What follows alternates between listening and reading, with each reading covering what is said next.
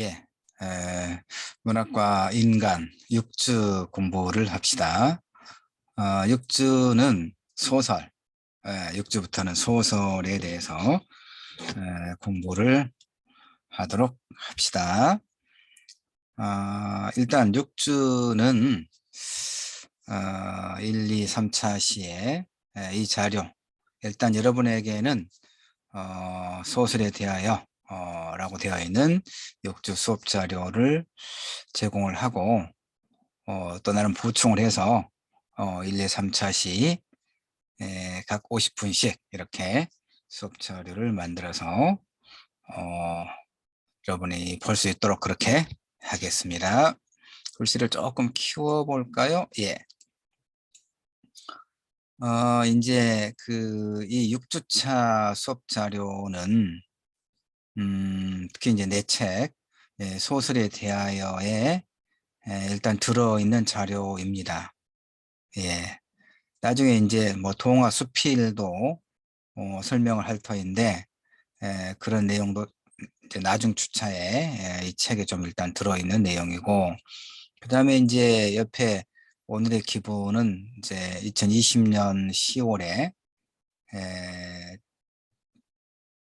2020년 10월 그때 나온 소설입니다. 장편 소설 오늘의 기분. 그 소설에 대하여 여러분은 소설을 이제 얼마나 좀 많이 뭐 좋아하고 읽는지 모르겠습니다. 하여튼 6주의 경우는 소설이란 도대체 뭐냐, 소설의 어떤 그런 어떤 특질들 두루두루 이론적인 공부를 하도록 하겠습니다. 6주는 이론 공부입니다. 예. 이제 뭐 7주 하여튼 뭐 그 다음 주차 보면 이제 구체적인 작품을 가지고 또 분석을 하면서 또 이제 공부를 하면 훨씬 더 그 재미가 있고 그렇습니다만, 일단은 개념적인 공부를 먼저 하는 게 좋으니까 지금 6주는 소설에 대해서 공부를 해보도록 하겠습니다. 6주 1차시입니다. 문학과 인간 6주 1차 시. 자, 일단 뭐 자료를 한번 볼까요? 태초에 말씀이 있었다. 성서에 이렇게 나오나요? 태초에 말씀이 있었다. 그런데 이제 그 말씀은 이야기가 아닐까. 그냥 이제 갖다가 쓰는 거죠. 말씀은.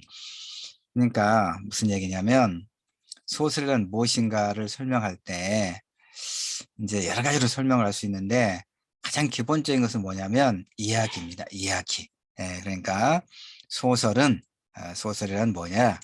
이야기를 가진 혹은 이야기로 이루어진 문학이다라고 하는 것이 일단 뭐 소설을 정의하는 데 있어서 가장 핵심적인, 다양한 관점을 가지고 이야기할 수 있지만 어쨌든 간에 빠져서는 안 되는 게 이야기를 가진 혹은 이야기로 이루어진 문학이다라고 하는 것이 가장 기본적인 내용이 됩니다.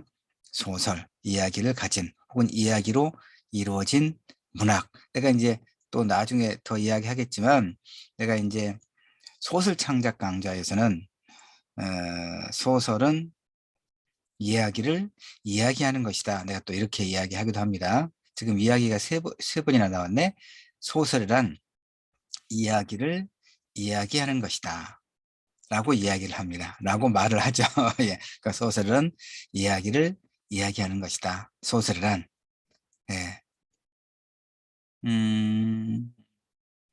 그 말의 의미는, 소설의 핵심은 이야기인데 그 이야기를 우리가 시란 무엇인가, 그 다음에 시에서의 시에서 말하는 이의 목소리의 주인공은 누구인가를 공부할 때, 여러 번 공부할 때 설명했던 것 중에 하나가 여러분이 기억을 더 살린다면, 시에서는 말하는 이를 화자라고 하고 소설에서 말하는 이는 서술자로 하자.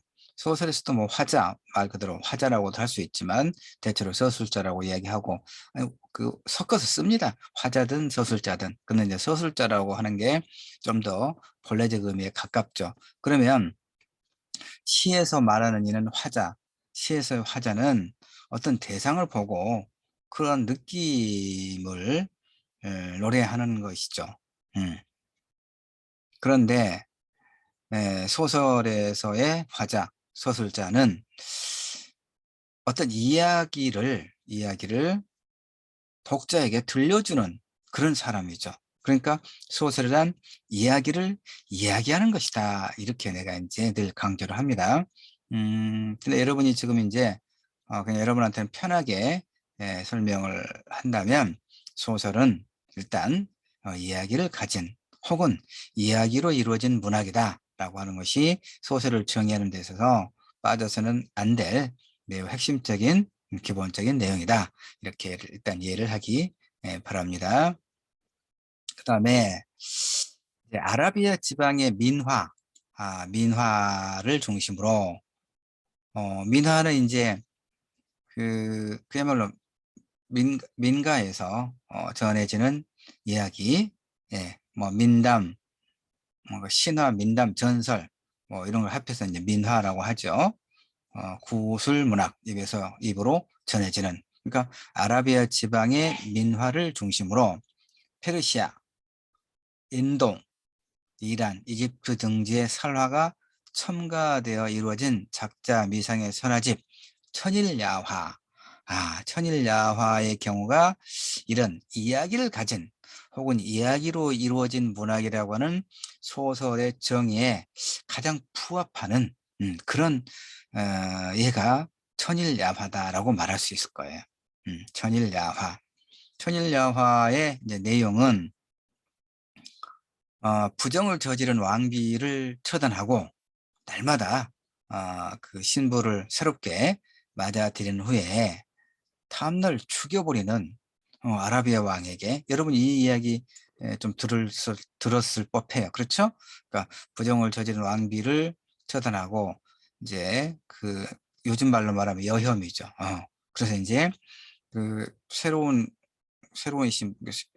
신부라고 하는 것은 이제 거듭 쓰는 거니까 사실은 어법에는 맞지 않지만, 그러니까 날마다 그 신부를 새롭게 맞아들인 후에 그 다음 날 어김없이 그냥 죽여버린다는 얘기죠. 그러니까 이거 완전히 그 여혐이면서 왕으로서의 어떤 절대 군주로서의 어떤 폭력성을 보여주고 있는데, 일단 여기서 이야기하고자 하는 것은 그 왕에게 세헤라자드라고 하는 매우 지혜 있는 이제 신부가 매일 밤 새로운 이야기를 조금씩 들려주다가 날이 새면 나머지를 다음날 밤으로 미루는 방법으로 천 하룻밤을 이제 지속했다는 얘기죠. 그래서 결국은 죽음을 면했다. 이런 이야기가 바로 이게 이제 천일야화잖아요. 세헤라자데라고 하는. 그러니까 이 이야기, 이 천일야화의 경우가 바로 소설의 가장 기본적인 요소가 무엇인지를 시사해 주고 있다. 소설의 가장 기본적인 요소가 뭐라고 지금 계속 이야기하고 있습니까? 이야기. 이야기. 이야기의 구성 요소는 무엇입니까? 이야기에는 사람이 있죠. 인물이 있어요. 인물이 있고 어떤 배경이 있고 그 배경에는 이제 뭐 역사적, 그다음에 뭐 시간적, 뭐 계절적, 뭐 환경적 여러 어떤 그 시간과 공간과 역사와 그런 환경과 그런 여러 가지 어떤 배경이 같이 또는 어느 하나가 좀 뚜렷하게 있겠죠. 그러니까 그런 배경 속에서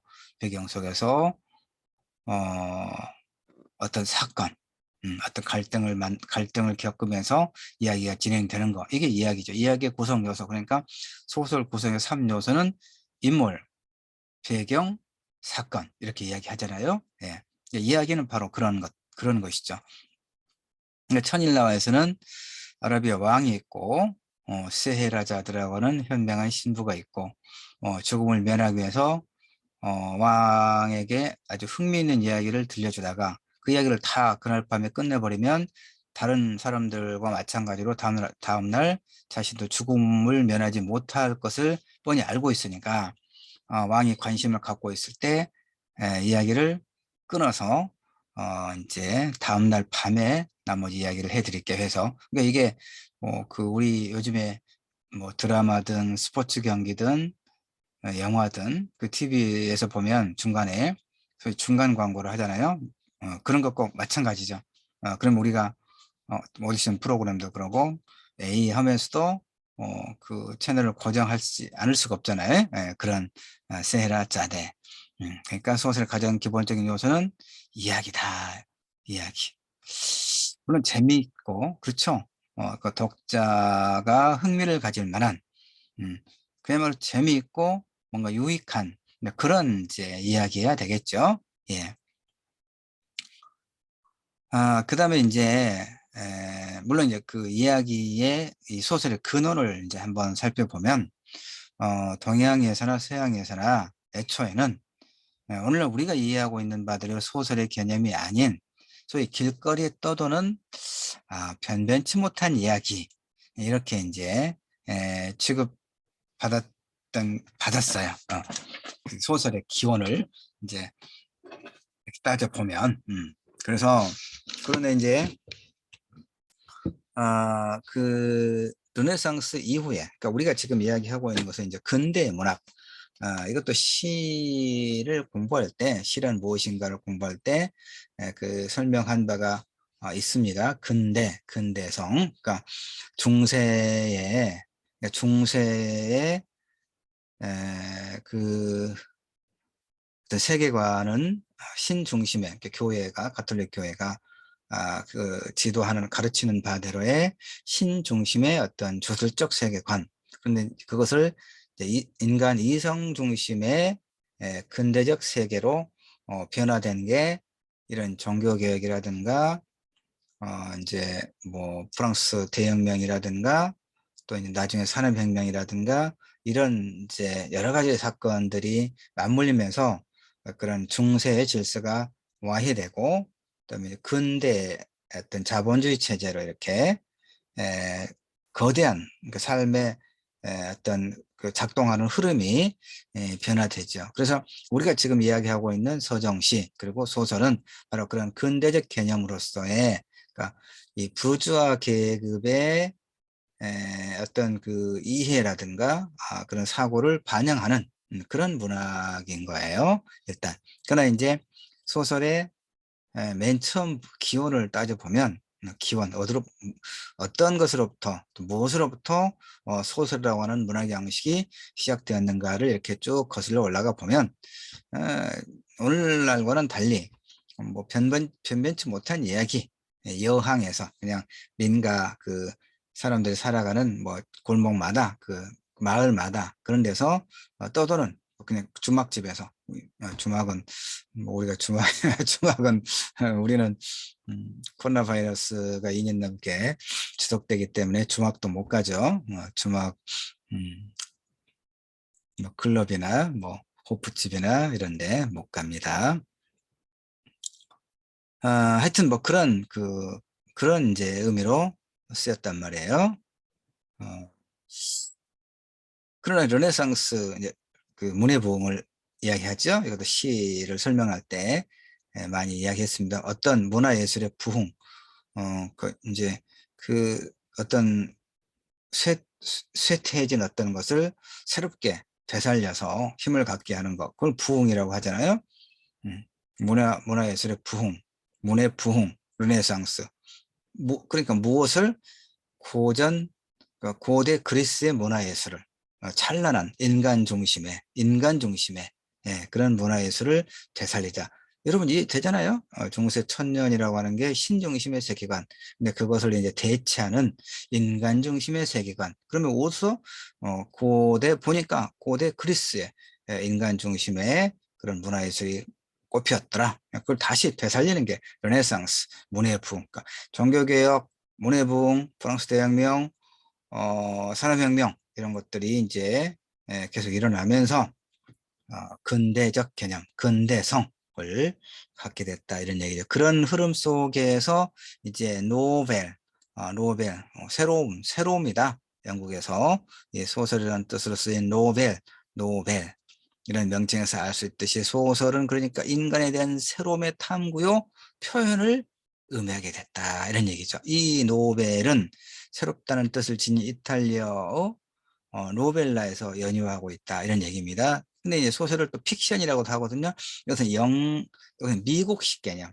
음, 음, 미국 픽션 허구.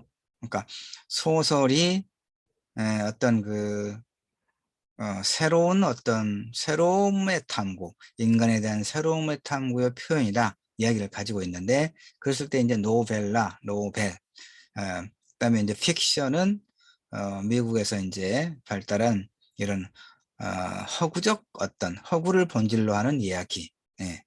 특히 이제 또 어떻게 또 구분하냐면 어떤 길이와 관련해서 노벨 그러면 이제 장편 소설 대체로, 그다음에 픽션 그러면 좀 단편 소설을 또 이야기하기도 합니다.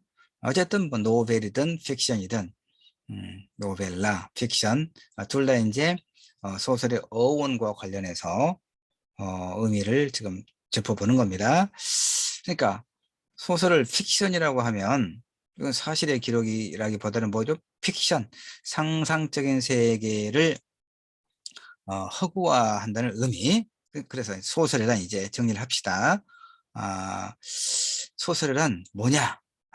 현실이나 인간의 삶을 현실이라든가 인간의 삶을 이야기로 꾸며서 만든 문학의 한 갈래. 예, 참 어렵게 개념을 정의하고 있습니다. 그러니까 인간의 삶을 이야기로 꾸며서 만든 문학의 한 갈래. 음.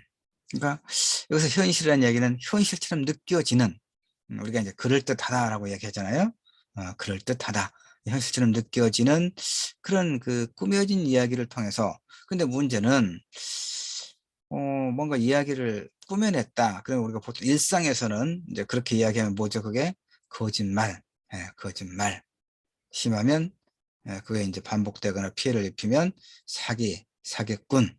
그렇죠. 그러니까 부정적인 거죠. 뭔가를 꾸며낸다는 얘기는. 그렇잖아요. 특히 말을 꾸며낸다, 이야기를 꾸며낸다. 그러니까 그것은 부도덕하고 진실이 아닌 것으로 우리가 일상에서는 그렇게 취급하죠. 그러니까 정치권에서도 서로 뭔가 상대방에 대해서 이제 비판 혹은 비난을 할 때 뭔가 이야기를 하면 그건 진실이 아니다. 그런 그 의미로 주로 대체로 어떻게 이야기합니까? 어떻게 그 반박을 합니까? 소설 같은, 그건 소설이다. 뭐 소설 쓰고 있네. 이렇게, 예, 소설 쓰고 있네. 라고 했을 때는 거짓말하고 있네. 그러니까 전에도 이제 한국 소설가 그 협회에서 나는 이제 그 한국 소설가 협회 회원은 아니고요. 한국 작가회 회원인데, 또 이제 광주 전남 작가회 회원이기도 하고, 또 광주 전남 작가회 회원은 중에서 광주 전남 그 소설가 협회는 또 자동적으로 이렇게 소설가 회원으로 이렇게 놔뒀던데, 여기저기 이제 뭐 그 작가 단체가 있습니다. 가입하면 돈 많이 들어요, 괜히. 괜히 돈 많이 들고, 음, 어쨌든, 그, 소설 쓰고 있네. 그 얘기, 거짓말이다. 그러니까 그 한국 소설가 협회 회장이 전에 하여튼 뭐 어떤 저런 일로 그 성명도 발표하고 그랬잖아요. 소설을, 또 소설가를, 작가들을 모욕한다. 그러니까 뭔가 거짓말한다는 얘기를 소설 쓰고 있네라고 발언했을 때 그것에 대해서 어, 하여튼 그런데 이제 음, 내가 지금 이야기하려고 하는 그거란 말이에요. 소설은 어쨌든 소설의 본질 중에 하나가, 그러니까 가장 기본적인 게 이야기고, 그다음에 허구. 사실 그대로가 아니죠. 사실 그대로면 뭐 신문 기사라든가 루포라든가 또 역사도 사실은 사실 그대로라고 말하기는 좀 어려운 점이 있긴 있습니다. 그럼 거짓이냐라고 말할 수는 없지만, 사실의 기반은 기록이긴 하지만 그 소설이, 문학이 그런 것과 좀 다른 그 측면은 뭐가 있습니까? 어쨌든 허구, 그 사실 그대로가 아니란 얘기예요. 뭐 르뽀라든가 뭐 르뽀도 크게 보면 문학의 한 범주에 또 넣어서 이야기하기도 합니다만은 어쨌든 어떤 사실적 어떤 사실에 기반한 어떤 기록, 역사 소설이라든가 신문 기사라든가 이것을 우리가 허구라고는 일단 하지 않죠. 그런데 소설은 어, 그런 있었던 사실 그대로는 아니고 일정하게 허구죠. 꾸며낸 거란 말이에요. 근데 꾸며냈다, 꾸몄었다, 허구다라고 했을 때 부정적인 의미로 소설 쓰고 있네라고 이야기하는데, 그러면 소설은 음, 현실이나 인간의 삶을 이야기로 꾸며서 만든 문학의 한 갈래다. 현실처럼 느껴지는 꾸며진 이야기를 통해, 이게 중요합니다. 그러니까 그 일상에서는 그 소설에 대해서 갖고 있는 그런 어떤 부정적인 함의로 고쳐 쓰기도 하지만, 사실은 그런 꾸며낸 이야기를 통해서, 그럴듯하게 꾸며낸 이야기를 통해서, 그러니까 문학이 어떤 의미에서 이제 그 현실에서의 그런 꾸며낸 소위 거짓말과 다르면서도 같이 꾸며낸 이야기임에도 불구하고 거짓말이 아니기 때문에, 그러니까 소설이 갖고 있는 어떤 본질적인 특징을 통해서 어떤 유용성이 있기 때문에 살아남는 거죠. 그게 뭐겠냐 이 말이에요. 그러니까 진실을 추구하는 거예요. 하고 꾸며낸 이야기이긴 하지만, 소설에는 어떤 진실을 추구한다라고 하는 이제 그런 게 있습니다. 그래서 이렇게 이야기할 수 있어요. 그렇게 꾸며진 이야기를 통해 소설은 삶의 성격과 삶의 다양성을 보여주고, 그렇습니다. 삶은 그야말로 다양한 어떤 삶의 모습을 우리는 볼 수 있습니다. 사실 비슷비슷하지만 또 굉장히 다르죠. 그다음에 특히 그런 걸 보여줌으로써 인간에 대한 이해나 감동적인 에피소드를 자, 중요한 건 이거예요. 이제 여기서 이제 책에 있는 글이기 때문에 이렇게 이야기했는데, 소설은 새로운 인간형의 창조다라고 말할 수 있어요. 소설의 유용성이랄까? 본질적 측면에 본다면. 그러니까 아까 내가 그 소설 구성의 3요소가 뭐라고 그랬습니까? 제일 중요한 게 인물이고, 그다음 배경이고, 사건이라고 그랬잖아요. 그러니까 인물이 빠지면 안 되는 거죠. 그 인물을 대신한 뭐 우화의 경우는 이제 어떤 자연물이 있죠. 뭐 동물이라든가, 예, 이소버 같은 경우. 그다음에 이제 아이들의 어떤 그 창작 동화도 보면 사람이 아닌 어떤 자연물들이, 예, 사람인 것처럼. 그러나 그건 하나의 의인화인 것이죠.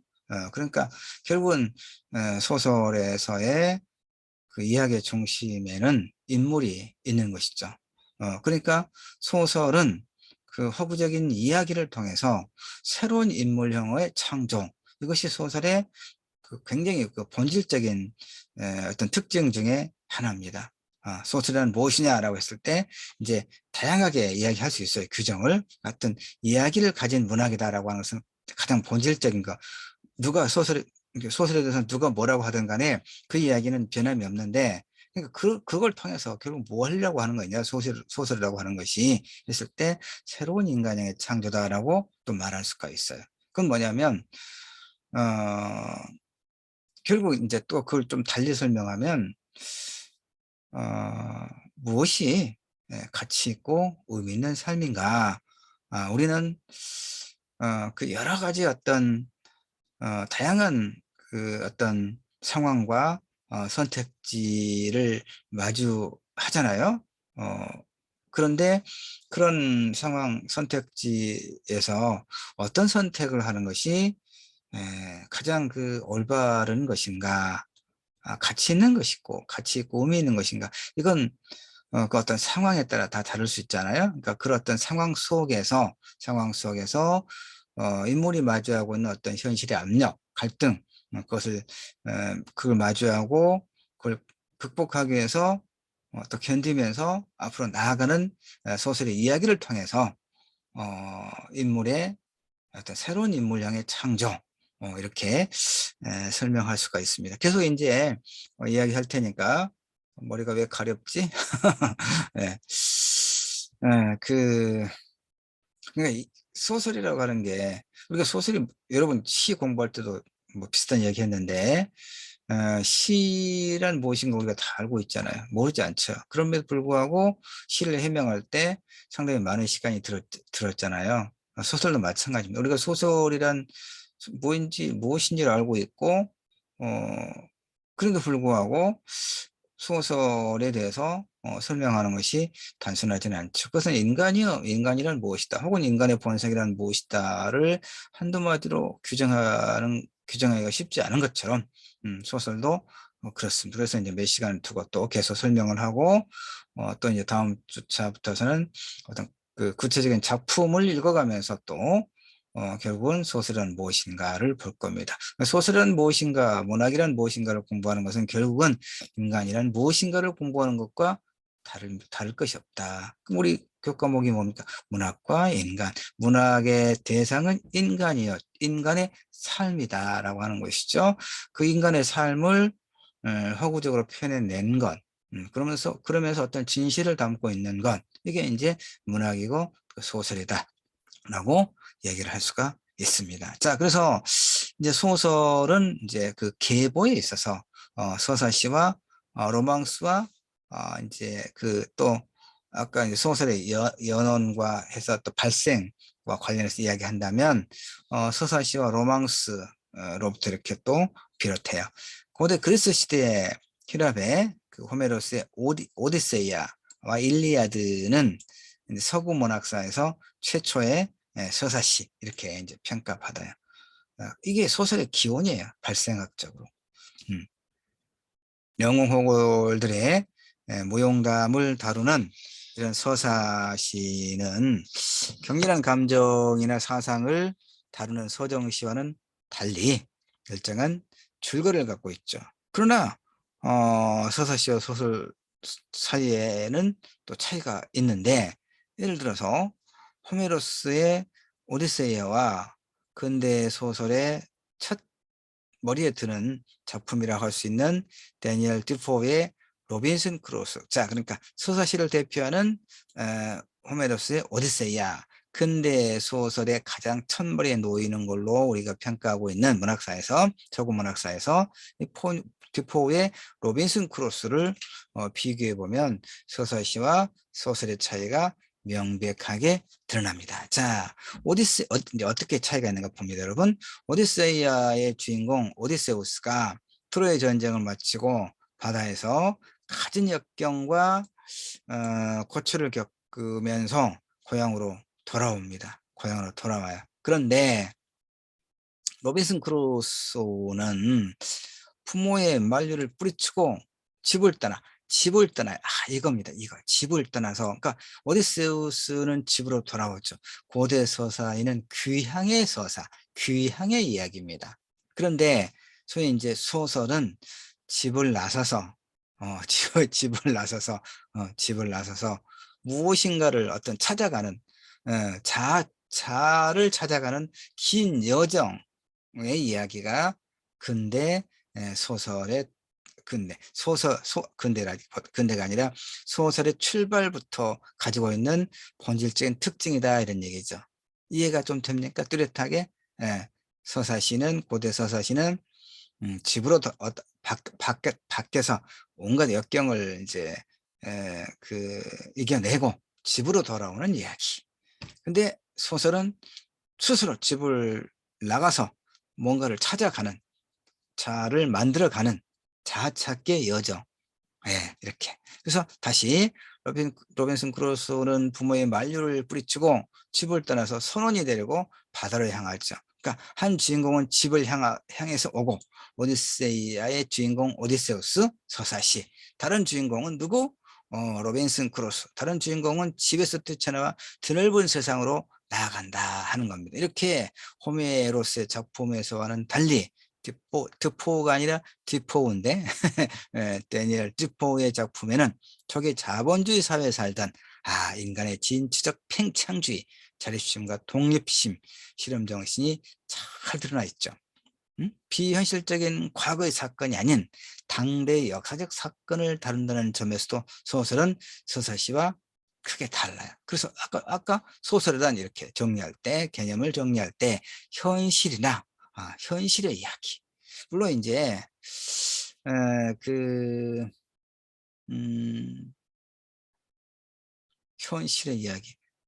현대 소설에서도 현실의 이야기만 하는 게 아니라 과거의 이야기를 통해서, 그러니까 과거의 기억을 통해서 현실의 어떤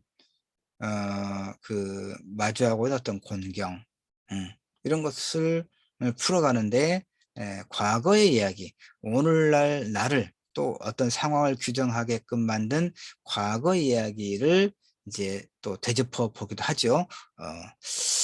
자, 그다음에 이렇게 근대 소설을 대표하는 양식은 소설이다라고 말할 수 있습니다. 아, 시를 공부했지만 시는 근대 이제 어떤 근대인의 그런 어떤 정서와 사상을 노래한 거고, 이 소설은 근대 서사 이야기, 예.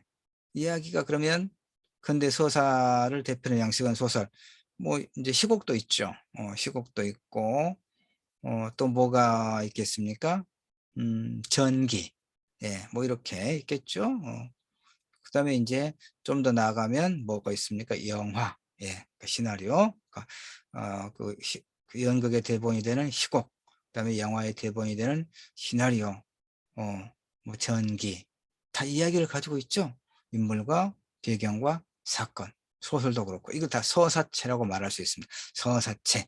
이야기를 가지고 있는 어떤 것. 근데 그것의 대표를 소설이라고 말할 수 있어요. 예. 많은 영화에, 우리가 알고 있는 많은 영화의 원 텍스트, 원작이 소설을 기반으로 하죠.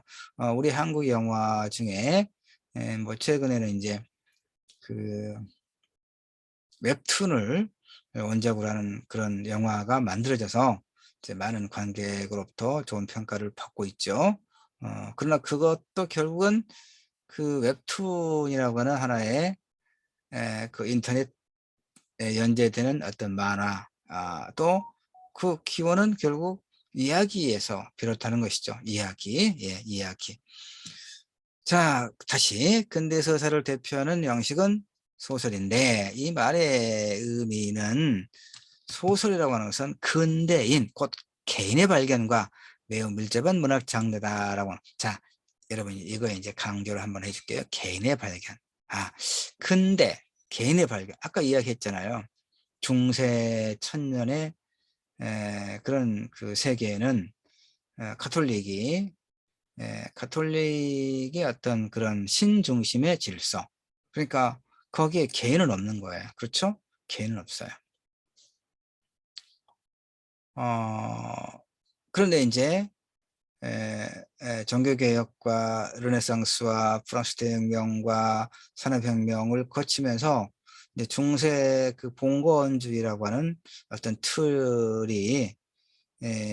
틀에서 근대 시민사회로 이렇게 인간의 어떤 삶의 역사가 변화가 되잖아요. 바로 그런 것이 큰데라고 하는 것이, 그러니까 전체로서의 어떤 공동체로서의 그런 가톨릭, 그런 그 신중심의 세계에서 그야말로 부르주아지라고 하는 어떤 근대인의, 근대 개인, 어, 이성적으로 사유하고 판단하고 결정을 내리고 또 스스로 그런 자신의 선택에 책임을 지는 그런 어떤 자유인으로서의 개인의 발견. 이것이 다시 말해서 소설은 근대의 양식입니다. 근대의 양식이고, 근대를 대표하는 양식이고, 그 다음에 결국 개인의 발견과 매우 밀접한 문학 장르다라고 하는 것을 이야기할 수 있습니다. 그러니까 소설은 무엇보다도 근대 시민 사회에서 중산층, 즉 부르주아지의 발흥과 더불어 생겨난 문학이다라고 말할 수 있어요. 산업혁명 이후에 경제적 여유를 갖게 된 중산층들은 그 이전과는 비교할 수 없을 정도의 시간적 여유를 갖게 된단 말이에요. 그러니까 오늘처럼 영상 매체나 인터넷이 도래하기 훨씬 전의 일이죠. 우리는 지금 이제 뭐 전철이나 버스, 그다음에 이렇게 기차를 타고 멀리 가는 여행길에서 예전에는 다 책 또는 신문 을 보았죠. 근데 지금은 책이나 신문 보는 사람이 없죠. 신문도 나도 이제 많이 봅니다만 종이 신문을 보는 게 아니죠. 인터넷을 통해서 매일 한두 시간씩 주요 뉴스를 검색을 하고 그다음에 인제 나는 이제 직업적으로 또 책을 늘 가까이 하고 보기도 합니다마는 그럼에도 불구하고 책을 들고 무거운 책을 들고 또 번거롭게 뭐 버스나 전철이나 기차를 타고 갈 때 책을 보는 것보다는 나부터도 직업적으로 책을 가까이 하고 있는 나부터도 모바일 휴대폰을 보고 뉴스를 검색한다거나 뭐 페이스북에 들어가서 인제 또 뭐 내용을 확인한다거나 그러죠 주로. 예 주로. 책을 읽는 시간이 아무래도 많이 줄어들었어요. 예. 자 어쨌든 인제 그러니까 이런 오늘날처럼 그다음에 또 인제 넷플릭스를 통해서 또 특히 비대면으로 이렇게 일상이 진행되기 때문에 아무래도 인제 영화를 좀 더 집에서 나 영화를 굉장히 좋아하는데 웬만한 영화는 이제 영화관에 가서 늘 봐 왔는데 인제 코로나 바이러스 때문에도 그렇기도 하고 또 넷플릭스에 워낙 또 굉장히 많은 이런 콘텐츠가 올라오니까 특별한 경우를 제외하고는 또 집에서 넷플릭스로 또 영화를 많이 보고 그래요. 그러니까 책 읽는 시간이 나부터도 굉장히 좀 많이 줄어들고 있는 그런 문제는 있습니다. 그러니까 책을 평소에 가까이 하지 않는 사람들의 경우는 더 심각해지겠죠. 예. 어쨌든 다시 이렇게 그러니까 인제 그 산업혁명 이후에 경제의 여유를 갖게 된 중산층들은 "이전과는 비교할 수 없을 정도의 시간적 여유를 갖게 됐다." 이런 얘기죠. 그러니까 독서할 기회가 더 많아진 것이고 독서를 통해서 소위 이제 교양인으로서의 어떤 그런 삶을 추구하게 되고 그 살롱에서 프랑스 파리 같은 경우도 18 세기 19 세기 그 프랑스 살롱 문화가 발달한 살롱에서 차를 마시고 교양에 있는 이제 귀부인과 또 이런 이야기를 나누고 그럴 때 이런 인제 소설 진짜 이런 소설이 굉장히 어떤 교양인이 갖춰야 될 어떤 핵심적인 뭐 텍스트라고 할까? 그런 것이 됐다고 말할 수 있습니다. 자 그래서 바로 그런 상황 속에서 사람들은 자연스레 독서에 몰두하게 되고 그다음에 인제 이들 가운데 글을 읽을 줄 아는 사람들의 수가 많아져 감에 따라서 소설의 창작과 소비에 매우 좋은 토양이 형성됐다 이런 얘기입니다. 이렇게 소설이 만들어진 사회적 특성을 정리하면 다시 말해서 근대의 특징이라고 하는 것과 같은 이야기입니다. 그러니까 경제적으로는 자본주의, 예, 정치적으로는 공화주의. 예, 우리 헌법 1조 1 항도 "대한민국은 민주공화국이다."라고 되어 있죠. 공화국이 뭡니까? 주권이 시민으로부터 나오는 그런 주권 재민의 원칙이 헌법 1 조의 1조 1 항에 표명되어 되고 있죠. 민주공화국이다. 예.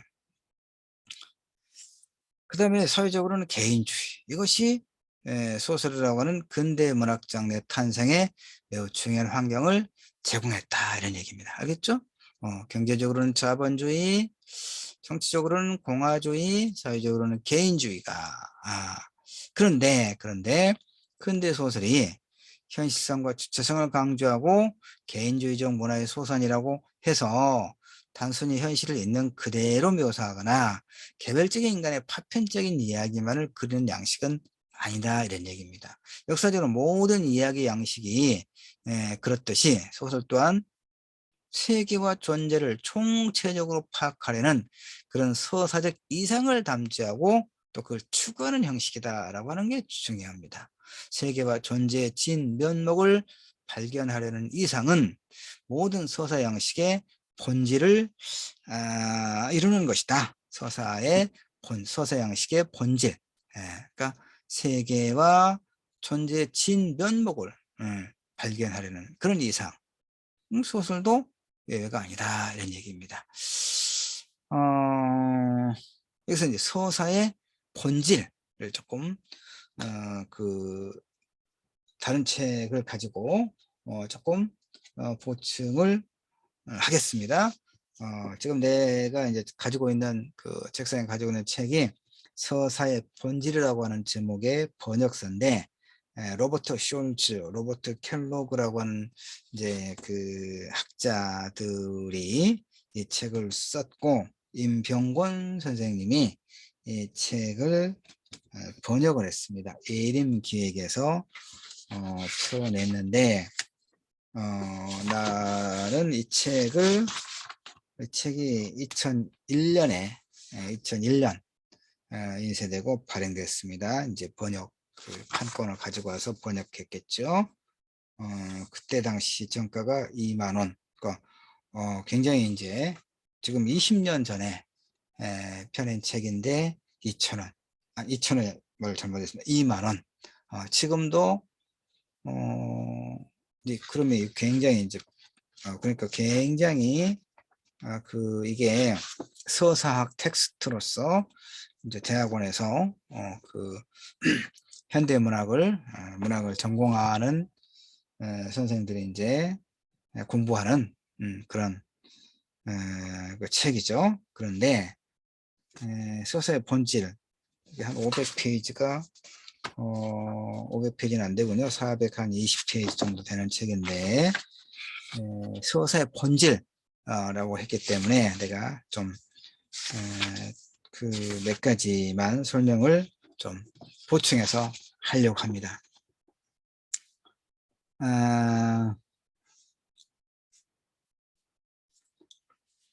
그 서사의 본질.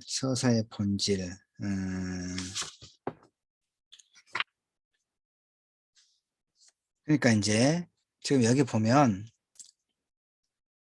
우리가 이제 소설은 무엇인가, 지금 소설의 어떤 그 개념을 정의하고, 그다음에 어떤 특징들, 그다음에 그 어떤 소설의 본질들을 이제 따져가면서 소설이라고 하는 하나의 전체적인 어떤 텍스트의 그 좀 깊은 이해에 이르고자 지금 하고 있는 겁니다. 이 시간이.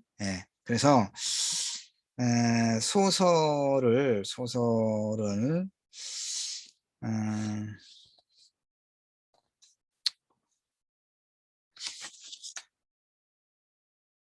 113쪽에 가서요. 이 책에 113쪽에 여러분은 책이 없으니까 그냥 또 편하게 내가 설명해 주는 이야기만 좀 들으면 돼요.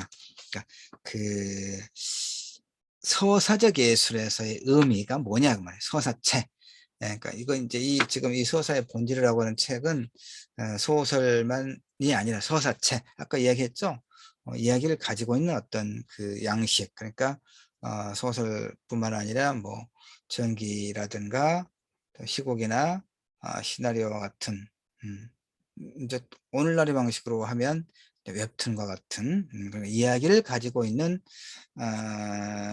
뭐 이야기를 가지고 있는 것, 그걸 서사체 이렇게 이야기할 수 있습니다. 묶어서.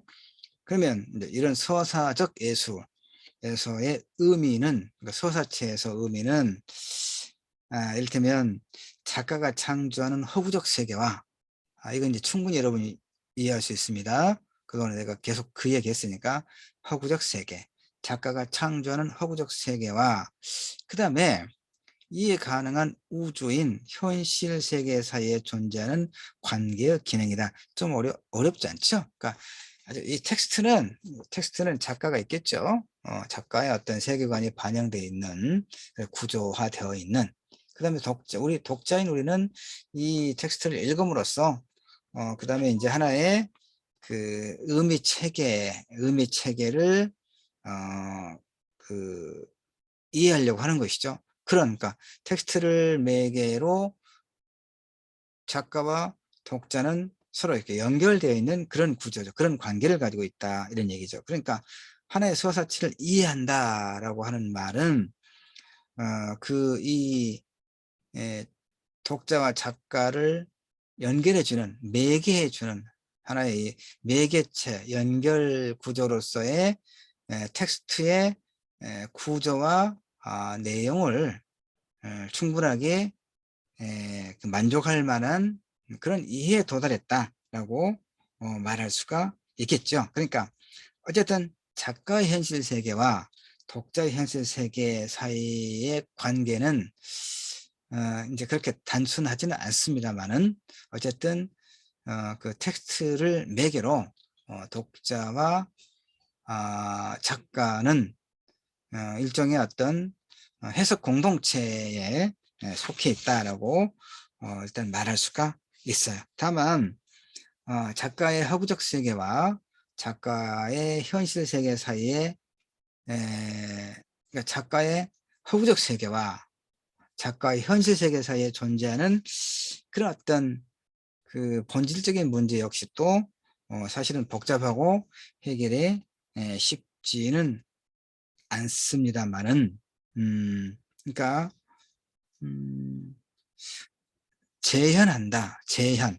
이제 이것도 그 나중에 그 재현 미학과 관련해서 그러니까 문학 작품을 읽으면서 이제 이런 그 어떤 개념들을 좀 설명할 수가 있을 것입니다만은 소설의 초기에는 그러니까 어떤 허구 꾸며낸다고는 했지만 그런 허구를 본질로 한다고는 했지만 소설의 초기에는 그 어떤 그 사람들의 삶의 양상을 문자를 통해서 재현해내는 재현. 이제 아리스토텔레스가 자신의 책 시향에서 말한 바로는 모방이죠. 모방.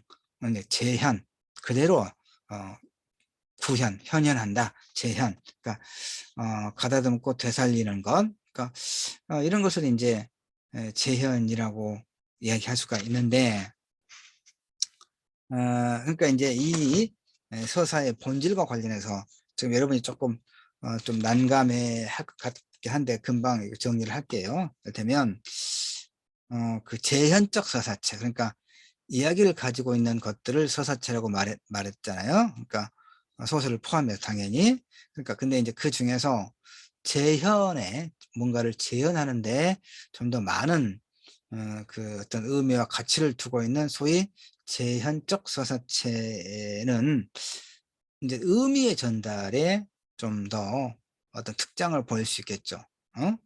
그래서 현실적 개인들과 사건들을 좀 더 많이 언급할 수 있을 거예요. 예를 들어서 재현적 서사체에 포함되는 것은 역사, 전기, 그리고 자서전 등 이해할 수 있겠죠?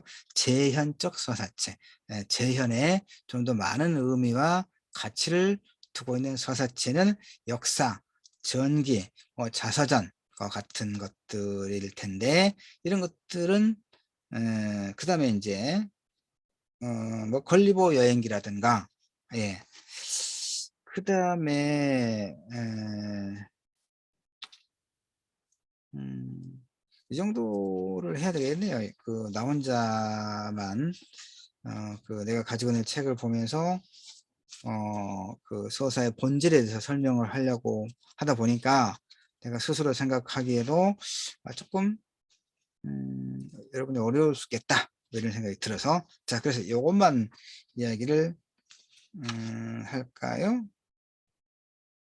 예, 풀롯에 나중에 나오니까 그러면 이 정도를 하고요. 자, 뭐 한 50분 다 돼가고 있기 때문에 간략하게 이 정도까지만 할게요. 여기 자 봅시다. 이제 루카치라고 하는 이제 그 이 소설이란 무엇인가와 관련해서 또 매우 그 굉장히 저명한 이제 문의 이론가 루카치의 소설에 대한 이해를 조금 여러분에게 소개를 하고 이제 그 1차 시는 마쳐야 될 것 같아요. 자, 아까 이제 재현이라는 말을 했는데 자, 루카치에 의하면 예술은 이제 더 이상 묘사가 아니라 창조된 총체성이다.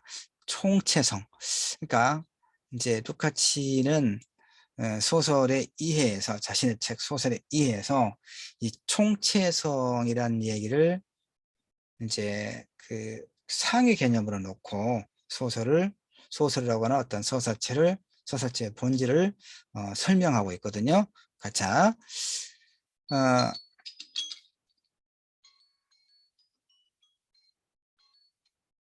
그 타이머 50분이 끝났다 이야기인데 한 1, 2분 더 하고요. 한 문단만 더 할게요. 예. 자, 이제 이 루카치가 말한 총체성의 개념만 설명할게요. 자, 그리스 정신의 원한적 완결성. 그러니까 아까 우리가 르네상스, 문의 부흥이란 뭐냐? 고대 그리스의 소위 인문정신, 인간을 중심에 둔 문학과 예술, 문화예술을 다시 되살린다라고 했잖아요. 그러니까 인문정신입니다. 인문정신. 그리스 정신에, 근데 그것이 이제 원환, 둥그럽다는 얘기, 원불교처럼, 예, 완결돼, 그러니까 보름달은 완전 그 완결성을 가지고 있죠. 그렇죠. 보름달이라고 하는 것은 그런 얘기입니다. 원한적 완결성. 그러니까 그런 그 전제로서의 총체성. 지금 내가 이야기하려고 하는 게 이제 루카치가 소설에서 말한 소설의 가장 본질적인 그리고 상위적 개념이라고 할 수 있는 총체성이 무엇인가를 지금 설명하려고 해요. 어. 그러니까 그리스인들이야말로 형이상학, 우리가 형이상학이라는 말을 많이 하는데 사물의 본질이나 존재의 근본 원리 따위를 사유나 직관에 의해 연구하는 학문. 그러니까 이게 아주 쉽게 이야기하면 그 히랍의 철학자들은 형이상학을 추구했던 그런 그 철학 사상가들입니다. 그 형이상학, 어떤 형이상학, 어떤 관념론, 뭐 인식론, 뭐 이렇게 다 설명을 좀 더 나눠서 할 수는 있겠는데 사물의 어떤 본질론, 본질을 추구했던, 본질을 추구했던 사물의 본질이나 존재의 근본 원리를 추구하는 그런 어떤 철학을 형이상학이라고 이야기한다 이 말이에요. 그러니까 루카치가 보기에 그리스인들이야말로 이런 형이상학적 삶을 누렸다. 그래서 그리스 문화야말로 하나의 완결된 세계를 내포하고 있다. 그런데 우리의 세계는 이제 근대 세계를 말합니다. 그리스 세계보다 훨씬 더 풍부해졌고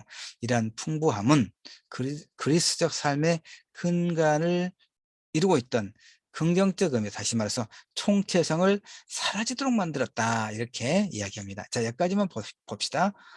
총체성이 사라졌다. 그러니까 그 그리스인들이 가지고 있던 그런 하나의 완결된 세계를 내포하고 있는 그런 어떤 총체성이 근대인들에게는 사라지고 말았다라고 이야기해요. 자, 이제 그 2차 시에 가서 더 설명을 이어서 하도록 하고 일단 6주 소설이란 무엇인가 6주 1차 시는 일단 여기까지 할게요, 여러분.